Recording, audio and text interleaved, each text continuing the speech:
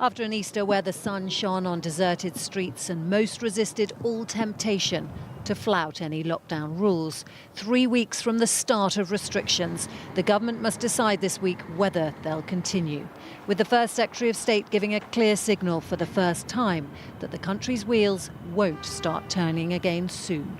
This week, SAGE will review the evidence of the effectiveness of the social distancing measures that we've taken, and we will consider their evidence, their assessment, based on the evidence at that point.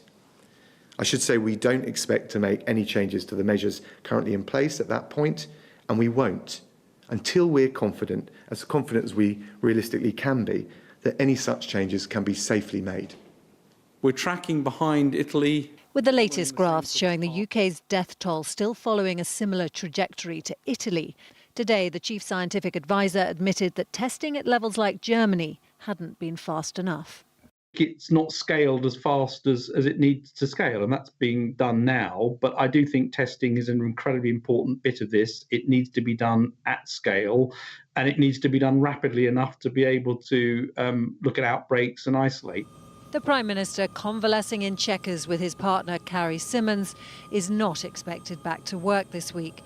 But his government has to get a grip on levels of testing, as well as getting enough protective equipment to NHS staff. Today, Truss was still reporting shortages.